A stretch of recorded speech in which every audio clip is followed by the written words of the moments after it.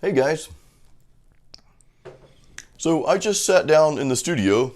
Literally, I just sat down. You saw me sit down. So in this video, I am going to show you the entire process for recording your song from start to finish. And this is specific to guitar players.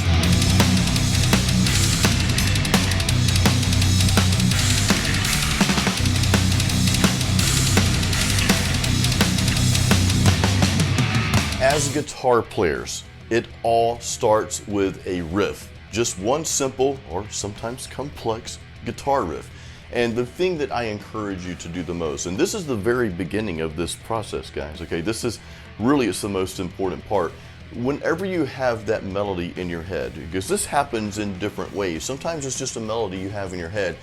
Do your best to get to your studio or grab a guitar and take out your phone and record that melody, okay? Get that down, because you guys know just as well as I do, if you don't get that melody out almost right away, it's gone, like done. You'll never hear that in your head again.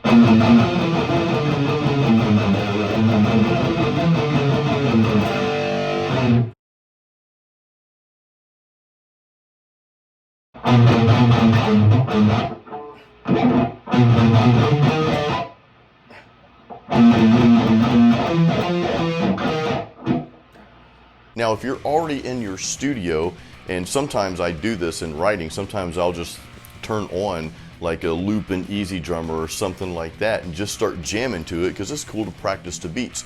Sometimes you'll come up with a riff that way. You're already in your studio, so this is very easy, record it. So get your initial riff idea recorded first. Now we're gonna actually start the real recording process of your song here, and this is where it gets really exciting. So the first step you want to take in this part of the process is you've got to determine your tempo. You've got to determine your BPM, and you do that by just playing around with different BPM settings in your DAW. So here's what I want you to do. I want you to open up your DAW and create a song and then add 2 new tracks, okay? One track will obviously be for your guitar. The second track is going to be for your tempo or your drums. Now, I am going to use a drum program, TuneTrack's Easy Drummer. Doesn't really matter what you use because this is not going to be what you use for your final release. We will get to the drums. This is how you determine your tempo though. You start playing around with different loops. Let's say you're using Easy Drummer. There's many different sources of drums you can use, but I'm just giving you the example that I use because it's easy for me. No pun intended, Easy Drummer. So I start playing around in different loops. I've got the Metal Machine pack and the Death Metal pack here, so it gives me different loops to play with. And I start also just adjusting the BPM in my studio, in my DAW. Now, if you're using PreSonus Studio One like me, that BPM setting is at the bottom of your DAW there on the screen. So I start changing, BPMs to see what fits my song, and I'm doing that simultaneously while going through different drum loops. So it's kind of a little process here, and I encourage you to spend some time on this part of the process. Be patient with it. Find that right BPM for your specific song. A lot of times if it's a real chunky thrash metal type tune with a lot of palm muting, or I should say classic metal, it might be between like the 151 and 170 BPM range or something like that. If it's a faster pace like speed metal or death metal or whatever, it might be closer to the 180 to 200. Just play around with different BPMs and different loops. Now, real quick, if you don't have a program, a drum program like Easy Drummer, and maybe it's not in the budget for you to get something like that, your DAW probably already has drum loops available for you to use for free at no extra cost. So if you don't have a program, just go that route. The whole point of this is really 2 things here. Number one is, to establish a BPM and have an actual drum track that you can play along with recording that first initial track, because it's going to be easier to record guitar to some kind of beat as opposed to click, click, click, the click track, okay? That will drive you nuts, and your timing's probably gonna be a little off if you're just recording that first track to a click track. Now, the second reason, and I'm gonna show you what I do with the drum loop here, the second reason I do this though is because I want to be able to give the drummer who's going to record the actual drums for your song, I want to give that person an idea of where I want to go with the song here, because, you know, they need some kind of format, some kind of guideline to go by. So this is helpful for that purpose.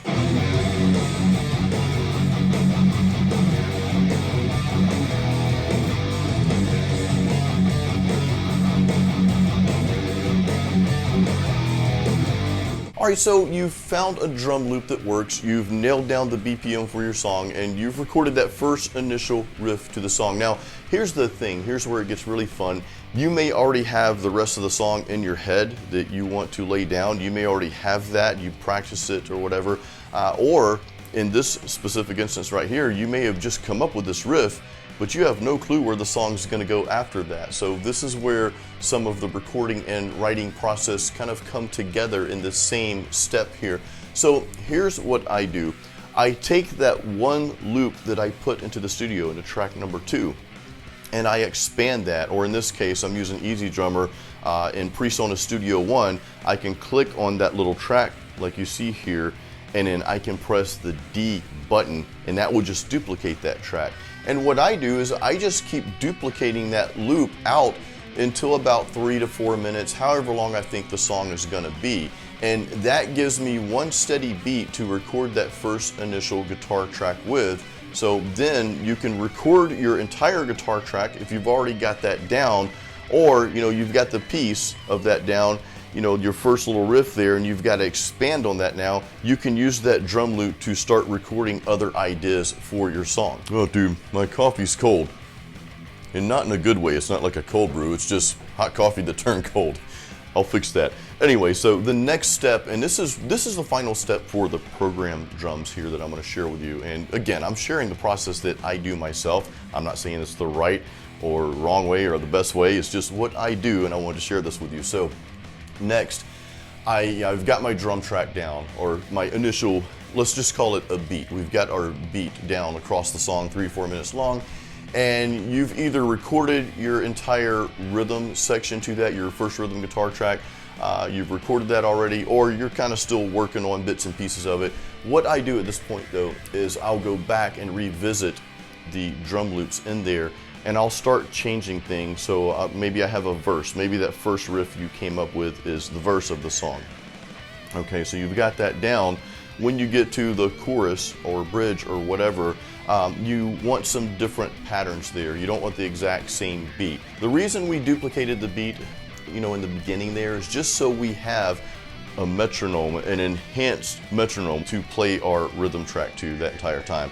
But once we got that rhythm track down, we want to go back and we want to change out certain parts of the drums to fit those sections a little better and to give it some contrast. You don't want the same beat for verse, chorus, and bridge and so forth. So that's what I encourage you to do next, is start messing around with those drums. Now, again, this is not going to be your final drum track for your release, and I'm gonna share the real drums with you soon. So you've got your drum idea down, and you've got that first rhythm guitar track recorded. So here's the next step of the process, and this is like probably my personal highlight of how I record my songs. Like pretty much every metal song that I've ever recorded, I record it this way. Okay, so my initial guitar track is track number 1. I call that rhythm track 1. I will actually duplicate that track, not the actual music, but just duplicate the track and have a guitar track number 2, okay? And the reason I do this is because a lot of you use plugins for your guitar. So if you duplicate the track as opposed to creating a track, a new track, if you duplicate that track, again, without the audio, you just want the track, it will carry over your plugin. So it just lessens the amount of moving and clicks and all that, because if you open a new track and then you have to drag your plugin in and wait for it to come up, all that good stuff. So a little side tip here on how to kind of speed up the process. These little tiny things just help your workflow go much smoother. So I just wanted to share that with you. Now, of course, if you're miking an amp, like what I'm going to do for my upcoming album, then you can just add a new track. It doesn't really matter at that point. And of course, you know, you can go into the plugin if you're using plugins and make changes or whatever. But again, just wanted to share that tip with you. So I open up a second track, however you want to do that, because I am now going to record a new rhythm guitar track. Okay, so rhythm guitar 1, I go back to that and I will hard pan that track all the way to the left. Then I'll take the new guitar track that I just created, and before I even record anything, I'll go ahead and hard pan that all the way to the... Then I record that second rhythm guitar track. And guys, I cannot stress how cool this is and how important I feel that it is to your overall mix and everything when everything starts coming together. When you've got those two guitar tracks, you know, you're actually playing them. You're not duplicating the actual audio, right? Okay, you're actually playing two guitar tracks. You're hard panning them. This gives your mix clarity, and you will also be able to play that second track more in sync with that first track, especially when you're tracking with headphones on, because you'll hear the one guitar over here that you've already recorded, and then you'll also hear over here your new track that you're recording right now. Okay, so that's going to help that clarity. If they were both up the middle, it just gets really muddy sounding, and that's just my opinion. Again, this is kind of my secret sauce here to recording guitars. The other thing I do here though, guys, is even if I'm using, let's say, the same plugin, for example, because I kind of know that's where we're at these days. Even if I'm using the same plugin for that second guitar track, I will make a subtle change to that track. Now that might be just, you know, implementing a different cabinet, or it might be using the exact same setup but using a different mic, or maybe just moving the mic over a little bit. The point is I want a slight contrast in tone, just a little bit different, okay? I don't want the exact same tone. Now, same thing if you're miking an amp. You know, you recorded your first track a certain way with a mic amp. That second track, you may want to just move the mic over a little bit. Or if you have the luxury of having different cabinets, use a different cabinet. Now, you don't want an entirely different tone. I don't recommend that, because then the song just gets to sounding a little weird. You can experiment with that, of course. Again, you want the same tone, but just a slight contrast there. And also, you're going to hear some little nuances as you record. You're not going to be like timed perfectly on that second guitar track. You don't want this to be screwed up, of course. You don't want to be like, obviously, okay, that guitar is way off, but you do want to hear some of those slight little nuances and differences in that track. It just makes the sound more lively. Now, I know I'm spending a lot of time on this section of the recording process, but guys, I really feel like this process is probably one of the most important parts of the process of recording your song. Now at this point, I would also add in any clean guitar parts, because I know we kind of talked about the metal rhythm guitars. I would add in any clean guitar parts or any like ambient style tones. I sometimes like to use this really spaced out reverbish type effects in some of my songs.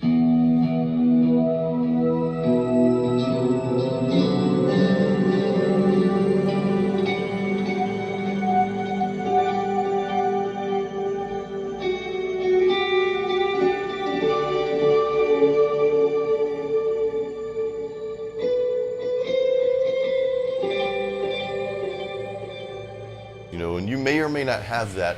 You know, if you don't have that, of course, you can kind of skip to the next section, which is going to be the bass track. But sometimes I like to put some ambient style or even clean guitar tones in the song. So at this point, I'll go ahead and add that if it's applicable. The next thing I like to do, I like to go ahead and get my bass guitar track recorded.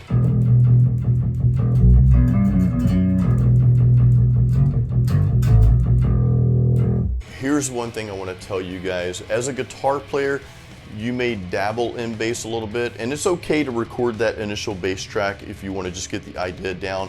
But if you're not a really solid bass player, I really encourage you to hire out this, especially if you want to professionally release this song. Once you put it out there, you can't really take back, you know? It's not like you did something bad and say, oh, sorry about that.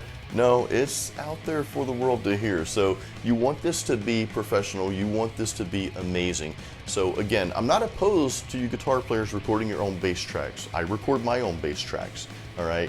But one thing I'll say to that is make sure you practice bass on a regular basis. No pun intended. But seriously, you want a good, solid bass track. Don't let this be a weak area of your song, okay? Now, your initial rhythm section of your song is complete at this point. So the natural thing to do next might be to lay down your lead guitar tracks or if you have vocals in the song. You know, this video is mainly for guitar players, and I know a lot of you want to do instrumental tracks, which is really awesome. I think we're lacking a lot of that out there in the world of music, is really good instrumental rock and roll and metal music.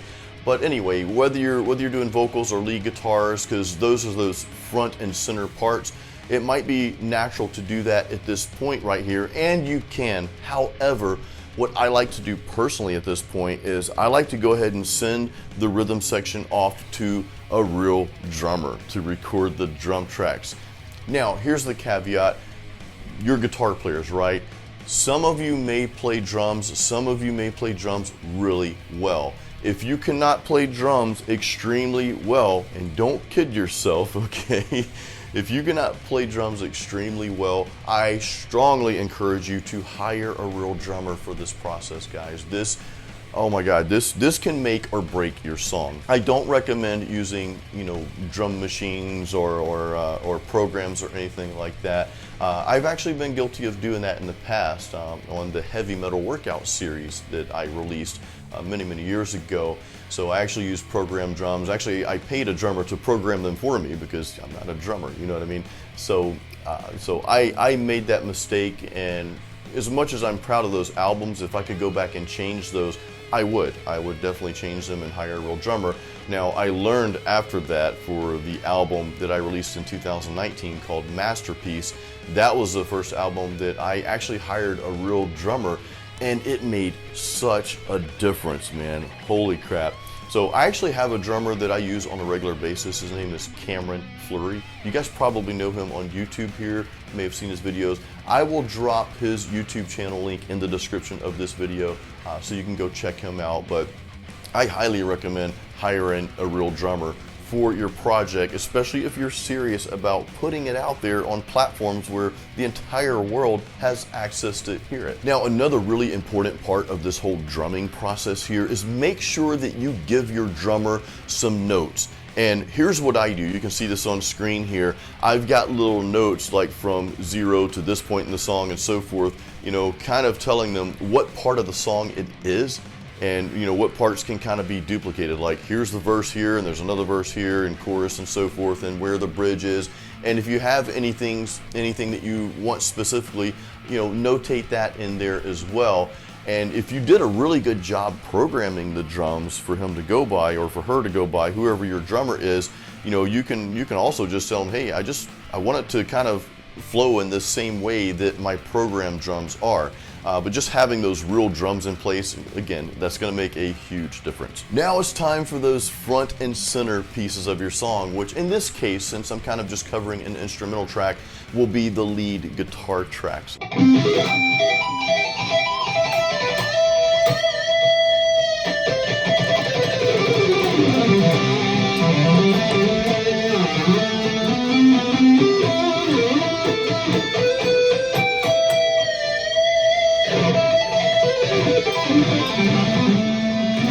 If you have vocals in the song, if you're going to have vocals, this can be a good time to start recording those as well.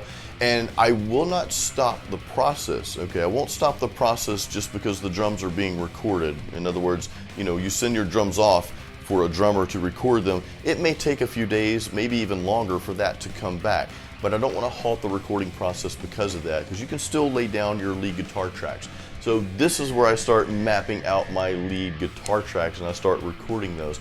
Now, here's two ways that I do this. So oftentimes I've got like a main melody for my lead, because if you're recording lead guitar, I want you to think like Joe Satriani here. I want you to think that especially if this is an instrumental song, your lead guitar track is replacing the vocals.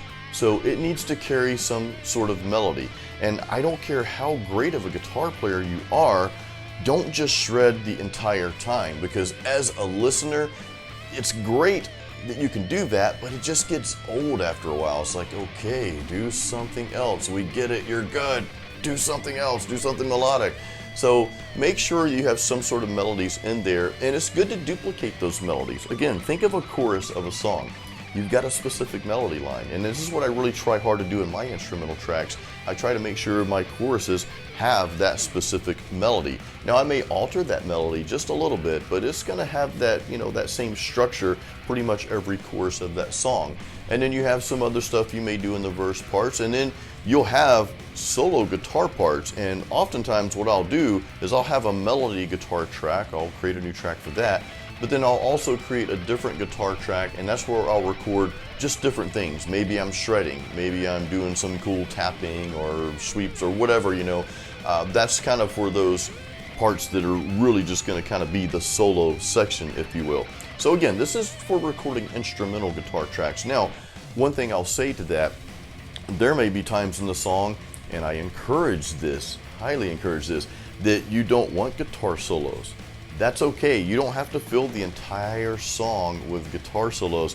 What I encourage you to do is leave some breathing room for those rhythm parts, because if you're writing complex rhythms or just really cool sounding rhythms, you want that to be heard as well. You don't have to fill every second with a guitar solo. And this is a mistake I see so many people do, especially guitarists. They just feel like they have to have every single millisecond filled up with a solo.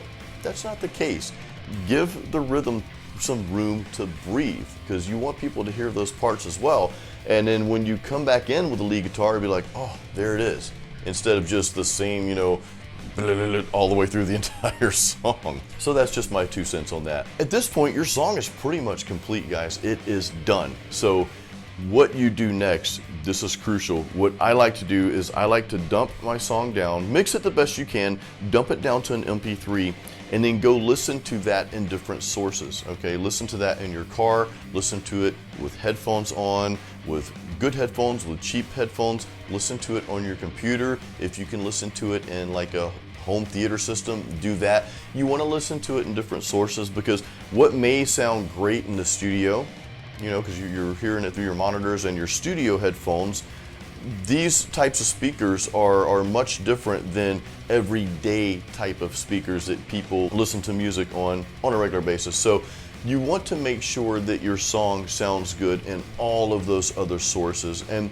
this can be kind of a pain point, but it can also be exciting at the same time. I mean, oftentimes you'll listen to it in your studio, that's awesome. Dump it to MP3, and then you'll listen to it in your car and in headphones. You're like, wait a minute, something's not quite right here. The bass is too boomy, or it's too thin sounding, or this part's too loud or too soft or whatever. So, giving yourself these multiple reference points really just helps you dial in the mix. Now, speaking of the mix, I like to do this even if you're going to send your song off to get professionally mixed, and I actually encourage you to do that. Listen, if you're not an expert, and don't pretend to be an expert if you're not an expert in these specific items like bass, like drums, like mixing, guys, hire someone to do this for you. Please do that, because again, this is a song that you're putting out there for the world to hear. You want it to be great, you want it to be phenomenal, and you don't want it to be known as, well, it was a good song, but there's just this one missing link here, You don't want that to be the mix. So I do encourage you to hire a professional, but even in hiring a professional to mix your stuff, I still think it's good practice, though, before you even send it to be mixed, to do what I just told you to do, and that's dump it to an MP3 file and listen to your song in different sources. And actually, in doing so, that will help you become better at mixing. And hey, you may decide at some point, if you mix enough songs, you may become an expert at it. I've been mixing for a long time now, and I will tell you, I've actually paid other people to mix my albums for me, only to have the mix come back and it's like, I actually like my own mix better. So I've always ended up using my own. But again, I can't stress this enough. Don't pretend you're good at something when you're really not that great and you're still learning, so consider hiring someone, a professional, to mix your album. Now, the next step is mastering your song, and a lot of people think of mastering as master of puppets, like my poster up there. No, but a lot of people think of mastering as just loudness, and that's really only a piece of mastering. Now, I will not pretend to understand mastering, because I don't. Okay, remember, don't pretend you're good at something when you're not. I actually always outsource the mastering piece, and there's two reasons for this. One is, like I just said, I'm not an expert at mastering, so I'm not going to attempt to do that on my own. But number two, and I think this is really important, and this actually kind of ties in with mixing as well, it's just a great idea to have that other pair of ears on your music.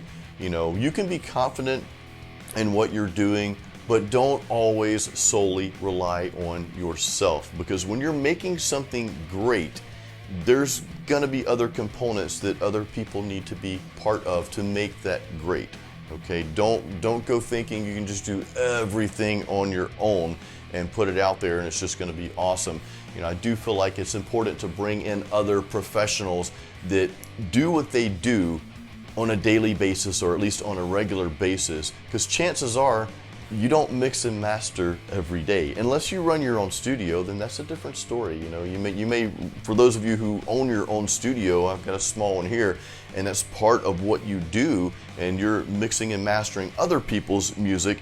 You know, you may want to do that on your own, but even then, it's just so helpful to have that second pair of ears on your music and have that critique and saying, hey, you know, everything's great except for this over here, this over here. Sometimes other people that are either mixing or mastering your music will find things and hear things that you didn't catch, and you're like, oh, you're right about that. They make that tiny little adjustment, and boom, you've got this awesome song. And sometimes it's those tiny little pieces that you may not even think about, and maybe your ears didn't capture that, but someone else did.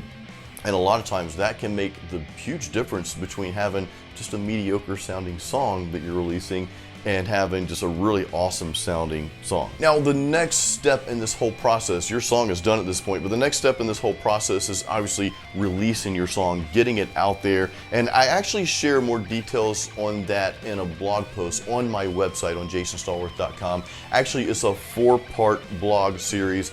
I'll put a link to those blog posts in the description of this YouTube video, so I really encourage you to go through and spend some time reading those. I also give you links to different resources that I use for my music, and from recording it to getting it out there to the world to even marketing and promoting it. So I've got all of that in this 4-part blog series. So again, check that out. There's a link in links rather, to all 4 of those in the series in the YouTube description of this video. So guys, please leave me any questions you may have. You know, if you feel like that I missed something, please let me know, and I'll try my best to answer that in the comments below. And thank you so much for watching this video. I really appreciate all you guys and all the support you give my channel. Until the next video, as always, keep it metal.